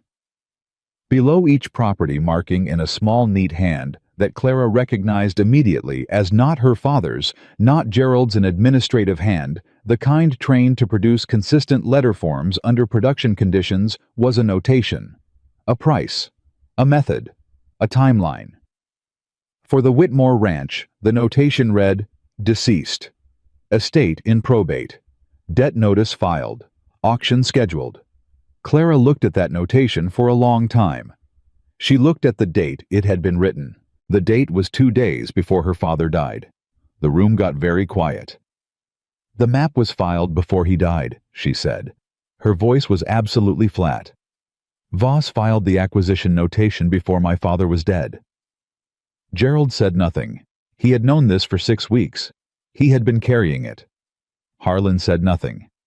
He was looking at the map with the expression of a man confronting the final dimension of a thing he had understood only partially before. Caleb said nothing. He looked at Clara. She stood with the map under her hands and the date under her eyes, and 6 weeks of grief restructuring itself around a fact that removed the last possible ambiguity from what had happened to Thomas Whitmore. Not an accident, not a coincidence of timing, a plan, documented, filed, dated. "Harlan," she said. Her voice hadn't changed. "Can this map be reproduced in the paper, accurately enough that the annotations are legible?" Harlan leaned over the map. He studied it with a professional eye. "I can reproduce the route and the annotations," he said. "Not the full survey detail, but the corridor markings and the notations, yes." "Then it goes in the paper," she said. "Tonight, this notation specifically." She pointed to the Whitmore entry, with the date clearly visible. "Clara," Caleb said quietly, "this is evidence of premeditated fraud," she said. "And it is evidence of something worse than fraud.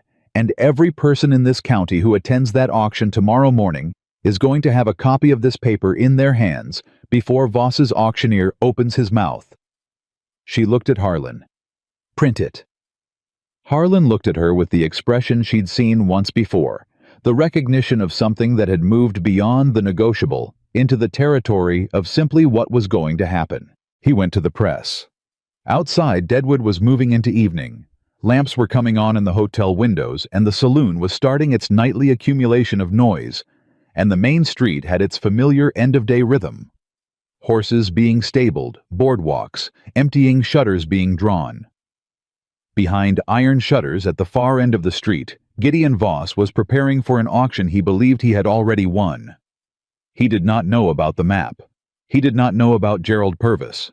He did not know that Clara Whitmore was standing in a press room, with her hands on documented evidence of what had been done to her father, and that Harlan Moss was setting type by lamplight, and that by 8 o'clock the next morning, 50 copies of The Truth would be in the hands of every person walking into that auction house. He did not know that Deputy Will Chambers, walking his evening rounds, had detoured past the Register's alley and slowed his horse long enough to hear the press running, and had understood what it meant, and had kept walking without stopping, and had made a private decision about where he intended to stand tomorrow morning and what he intended to do there. Voss knew a great many things, but he did not know that the thing he had most needed to prevent the moment when all the separate pieces became one legible document, one clear story, one irrefutable set of facts in the hands of people who could read them, had already happened. It had happened at the moment Clara Whitmore opened an envelope and read her dead father's handwriting and understood that he had always trusted her to do exactly this. The press ran through the night. The press ran all night, and Harlan Moss did not sleep, and neither did Clara. She stayed in the press room until the last sheet came off the roller, checking each batch as it dried, stacking them with the careful efficiency her father had built into her hands before she was old enough to understand what she was being taught. Gerald Purvis sat in the corner with his leather case on his knees and said very little, which was the right thing to do. He had carried his piece of this for 6 weeks alone in a boarding house 40 miles away, and the carrying was finished now, and he was a man who had set down something heavy and not yet fully believed his own hands were empty. Caleb came back at midnight. He had ridden the perimeter of town twice, not because anyone asked him to, but because that was the thing he knew how to do, when waiting was the only remaining option, and waiting without purpose was not something his body would permit. He came in, looked at the stacked papers, looked at Clara, and said nothing. He sat down near the door and stayed there. At 4 in the morning, Clara counted the copies. 53. She kept 50. She gave Harlan 2 for his records. She gave Gerald 1 because he had earned it. "Get some sleep," she told Gerald. 2 hours. You need to be clear-headed at 9. He looked at her. "You're not sleeping." "I'll sleep when this is finished," she said. He didn't argue. He found a cleared space near the back wall and folded his coat under his head and was unconscious in 3 minutes, the sleep of a man whose conscience had been re-anchored after 6 weeks adrift. Harlan was already cleaning the press with the methodical affection of a man tending something he loved. He looked at Clara over his shoulder. "You should know," he said, "that once this is distributed, there is no taking it back. Whatever Voss does in response, and he will respond, it comes at you directly. No more maneuvering, no more quiet moves. I know, she said. You've thought about what that looks like. I've thought about what it looks like if I don't do this, she said. I find that more instructive. Harlan nodded slowly. He kept cleaning. Your father said something to me once the last time he came to this office. Before the envelope. He sat right where you're sitting now, and he said, Harlan, the trouble with telling the truth in a town like this is that everyone already knows it. They just need someone to say it first. He paused. He was planning to be that someone. Clara looked at the stack of papers. He was, she said. He just needed a little more time. You didn't need more time, Harlan said quietly. You needed the right moment. She picked up the stack. 8 o'clock, she said. At 7:30, Pete Greer and Danny Alcott came into town from the east approach, riding separately 20 minutes apart, the way men rode, when they didn't want to be noticed as a group. Marcus Webb came in from the north on foot, having stabled his horse a mile out, and walked in through the back alleys because Marcus Webb had spent 35 years being underestimated by people who saw the missing fingers and stopped looking, and he had learned to use that effectively. They gathered behind the register in the gray pre-dawn light, and Clara gave each of them a stack of papers and told them where to stand and what to do. You're not handing these out, she said. You're making them available. There's a difference. You stand near the entrance to the auction house. If someone wants one, you give it to them. If someone doesn't, you don't push. She looked at Pete. If Rafe Calkin or any of his men try to take the papers, you don't fight them for it. Then what do we do? Danny said. You've already handed out the others by then, she said. 40 people reading a document is not a fight Rafe Calkin can win by taking one copy away from one man. Danny absorbed this. He looked at the papers in his hands with the expression of someone understanding for the first time that the weapon he was holding was not made of iron. What about the sheriff? Marcus said. Deputy Chambers will be at the auction, she said. He knows the situation. Chambers is one deputy, Pete said. Cutter will have his own men there. Yes, Clara said. And Cutter's men will be watching for trouble. They're not going to find trouble. They're going to find 50 people reading a newspaper. She held Pete's gaze. Let Voss make the first visible mistake. He will. Men who have operated without accountability for 7 years always do when accountability arrives faster than they expected. Pete looked at her for a long moment. He looked at her the way he'd looked at her father, across difficult decisions, with the evaluating respect of a man who had decided to trust someone's judgment because the evidence supported it. All right, Miss Clara, he said. We do it your way. We do it my father's way, she said. He just didn't get to finish it. At 8 o'clock, Clara walked to the auction house with Caleb Cross at her left shoulder and Gerald Purvis at her right, and 50 copies of the Deadwood Register in a satchel over her arm, and the town watched her come. That was the part she hadn't fully anticipated. Not the watching itself, she had expected that, but the quality of it. Yesterday morning she had walked down this street and seen eyes slide away. Today the eyes held. People stood on the boardwalks and did not look at their boots when she passed.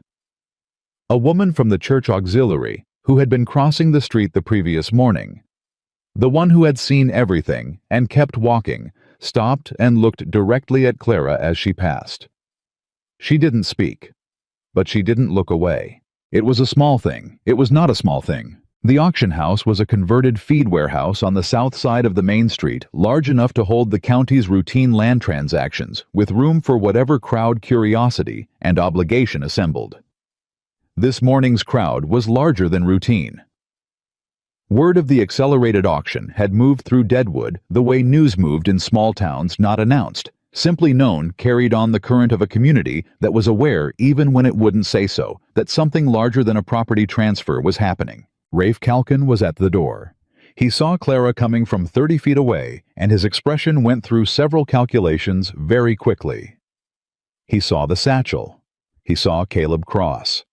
He saw Gerald Purvis, and at Gerald Purvis, His expression did something that Clara noted and filed, not recognition of a minor figure, but the specific recalibration of a man who had believed a variable was neutralized and was now confronting evidence to the contrary. He knew about Gerald.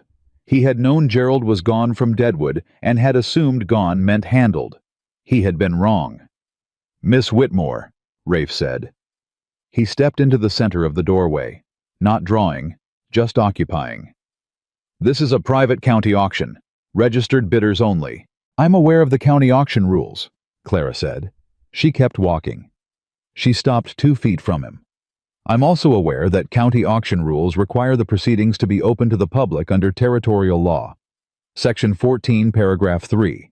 If you'd like to check the records, though, I understand the records in this county may not be entirely reliable at present." Rafe looked at her. He looked at the satchel. "What's in the bag?" "Newspaper," she said. "The Deadwood Register, morning edition." She held his gaze. "You're welcome to read a copy. It's informative." Behind her she could hear the sound of Pete's voice, calm, conversational, offering papers to the people coming up the street. She heard the rustle of paper accepted. She heard it happen more than once. Rafe looked past her at the crowd. Something moved in his expression. The calculation of a man who had arrived at a situation his instructions had not covered. His instructions had covered an empty ranch, a frightened woman, a compliant sheriff, a quiet auction. They had not covered this. He looked at Caleb Cross. Caleb looked back at him with the same expression he'd had on the main street 2 days ago. Quiet finished the expression of someone who had made all his calculations and was simply waiting. "Step aside, Rafe," Clara said. He stepped aside. She walked into the auction house. The auctioneer was a man named Fowler, brought in from out of county, who had the professional neutrality of someone paid to conduct a process rather than care about its outcome. He was arranging his papers at the front table when Clara walked in, and he looked up with the polite attention of a man prepared to manage a routine proceeding. The proceeding was not going to be routine, and Clara suspected that within the next 10 minutes he would understand that. She took a position near the side wall visible to the room, not obstructing the auctioneer far enough from Voss's 2 men near the front, that there was no immediate confrontation. Gerald stood beside her. Caleb took the back wall, which put him with a sight line to both doors and every person in the room, which was where he would have positioned himself regardless of any instruction. The room filled. 40 people. Then 50. Then closer to 60, which was more than the auction had drawn in its original scheduling, and more than Rafe Calkin had anticipated when he'd positioned himself at the door, because word of the register had moved faster than his ability to stop it, and people who had been planning to stay away had decided at the last minute that today was a morning to be present. Pete was still at the door. Every person who came through got a paper. Not everyone took one. Most did. Sheriff Cutter came in at 8:45. He saw the papers. He saw Clara. He saw Gerald Purvis. He stopped walking. His face went through the same sequence Rafe's had, but slower, and with more visible consequence. Cutter was a man who understood legal exposure in a way Rafe did not, because Cutter had a badge, and a badge was a thing that could be stripped, whereas Rafe Calkin had only a reputation, and reputations were rebuilt. Cutter looked at the paper in the hand of the man standing next to him. He looked at Clara. He looked at the back of the room where Caleb Cross was standing. He found a position near the side wall and stayed there and said nothing. At 9 o'clock, Fowler called the auction to order. At 9:01, a rancher named Carl Briggs, whose spread sat 3 properties east of the corridor route and who had been receiving increasingly pointed letters from Voss's representative about water access, stood up and said, "Mr. Fowler, I have a question about the legal basis of this proceeding." Fowler looked at him. "Sir, this is a properly filed county auction." "I've read the filing," Carl said. He held up the paper. "And I've read this. The mortgage this auction is based on the debt that justifies the foreclosure shows paid receipts dated prior to the notice. I'd like to know who verified the debt claim before the notice was filed." The room did not erupt. It got very still, which was more powerful than eruption. Fowler looked at his papers. He looked at Sheriff Cutter. "Sheriff, the debt claim was verified by..." "Buy this office," Cutter said. His voice was flat. He was looking at the floor. "And who verified it with the land office?" Carl Briggs said. "Because the land office clerk—" He looked around the room. "I see Gerald Purvis is here this morning. Mr. Purvis, were you consulted before this foreclosure notice was filed?" Every head in the room turned toward Gerald Purvis. Gerald stood up straight. His hands were at his sides. He had spent 6 weeks in a boarding house, and he had come back to Deadwood carrying a leather case and a witnessed account, and the particular courage of a man who had been afraid long enough to know that fear did not actually protect anything. "I was not consulted," Gerald said. His voice carried. "And I would like to enter into the public record of this proceeding that I have in my possession an original survey document filed under private seal by Gideon Voss's land representative, showing the complete acquisition plan for a cattle corridor route through this county. The Whitmore property is the final acquisition on that plan. The plan's notations show the Whitmore entry dated 2 days before Thomas Whitmore's death." He paused. He let the room hear the silence around that sentence. 2 days before. The room absorbed this. Then 3 people spoke at once, and Fowler called for order, and somewhere near the front of the room, one of Voss's men stood up and said, "This proceeding is legally authorized." And Carl Briggs said, "Then it can withstand scrutiny." And the room agreed with Carl Briggs in the wordless but definitive way that rooms agreed with things that had been true for a long time and were finally being said. Sheriff Cutter had not moved from the wall. Clara watched him. She had been watching him since he came in. She had been watching him the way her father had watched fence lines, not for what was standing, but for what was about to give. He was a man who had made accommodations, who had told himself over years that accommodations were practical, and that practical was the same as necessary, and that necessary was the same as right. He had the face of a man who had been running that calculation for a long time, and had recently begun to suspect the arithmetic was wrong. She crossed the room to him, not confrontationally, directly. "Sheriff," she said quietly enough that only he could hear. He looked at her. "The document Gerald just described," she said. "The notation dated 2 days before my father died. You signed the foreclosure notice 3 days after his death." She held his gaze. "How much did you know, and when did you know it?" Cutter's jaw was tight. "Miss Whitmore, I'm not asking for a confession," she said. "I'm asking you to make a decision, right now in this room. You have a badge. You have the authority to call this proceeding suspended pending review of the debt claim's legal validity. You have the authority to take Gerald Purvis's document into official evidence and request a territorial review." She paused. "You also have the option of continuing to stand against that wall and watching this happen around you. But I want you to understand that the paper in those people's hands is going to Cheyenne today. It is going to the territorial governor's office today. And every decision you make in this room in the next 5 minutes is going to be part of the documented record of how Deadwood's law enforcement responded to evidence of systematic fraud and probable homicide." The word homicide landed between them like something physical. Cutter looked at the room. He looked at the paper. He looked at Gerald Purvis, standing straight at the front with his leather case open. He looked at Clara Whitmore, who was 22 years old and had her dead father's eyes and had just used the word homicide with the specific precision of someone who had chosen it carefully and meant every syllable. He looked at his badge. Something moved through his face. Not nobility, not heroism, something smaller and more real, and ultimately more durable.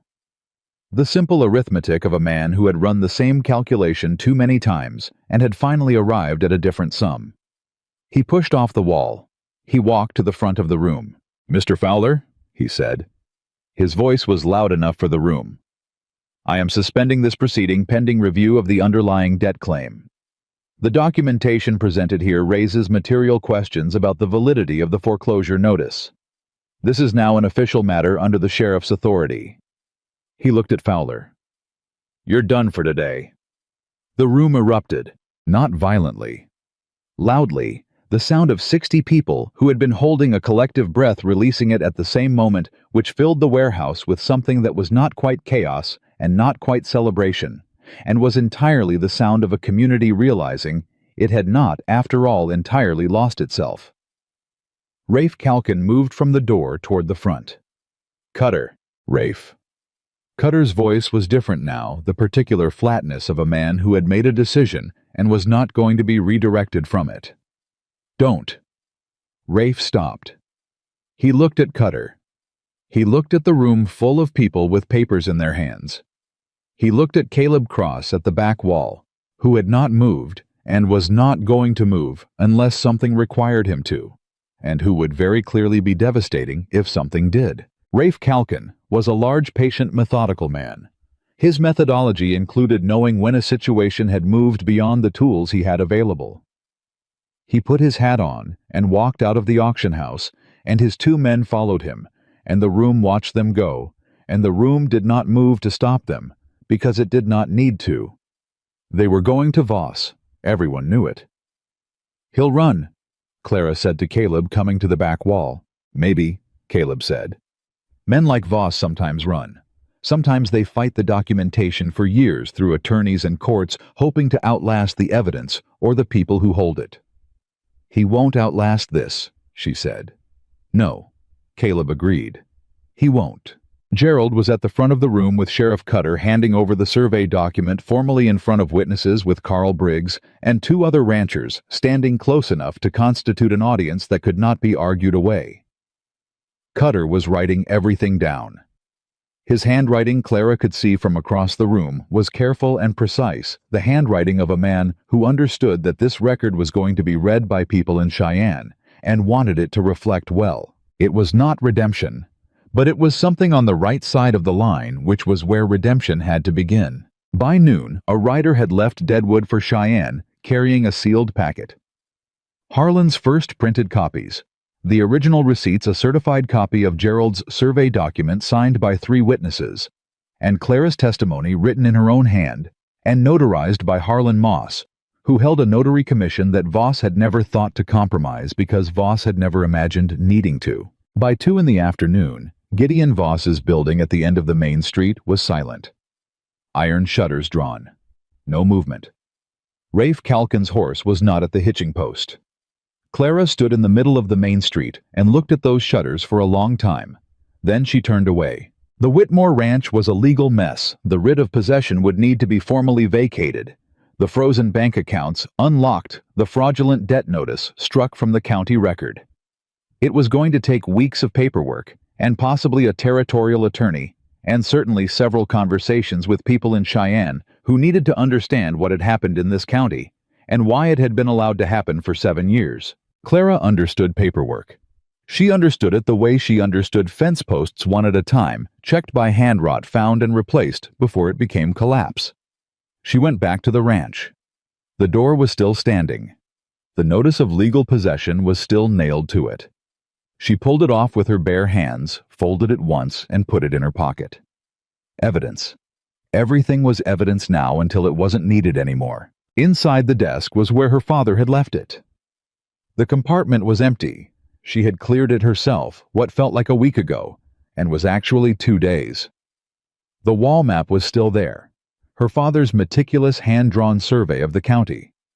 She looked at the corridor line that Caleb had traced across it.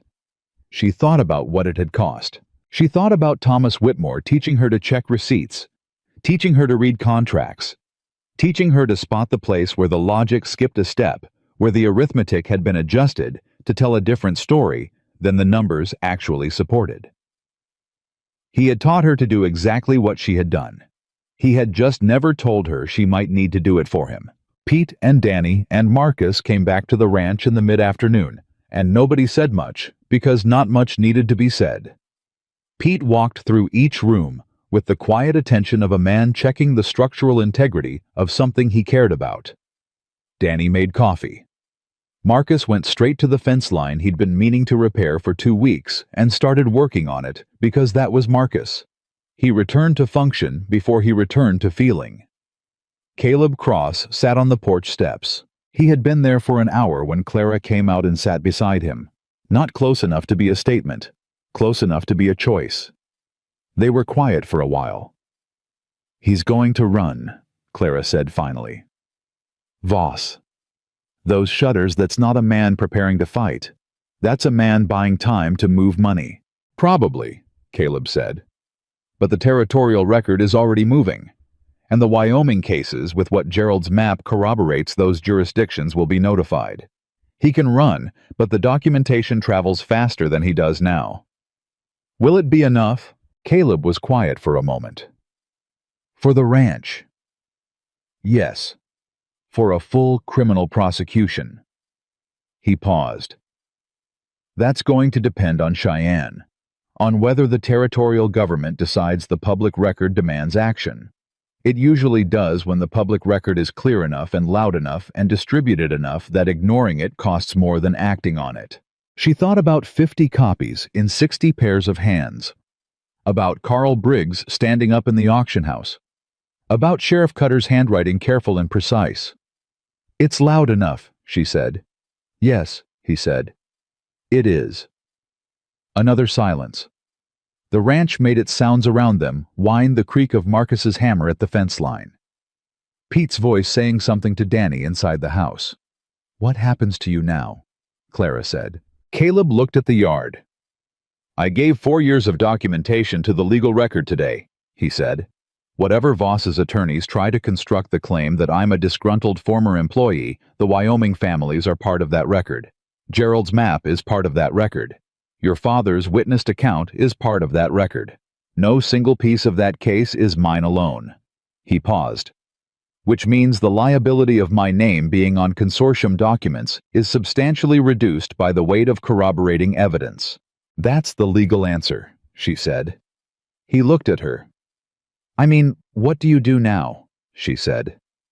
Not legally. What do you do? He was quiet for a moment. I had a plan to go to Montana, he said. Surveying work. Had, she said.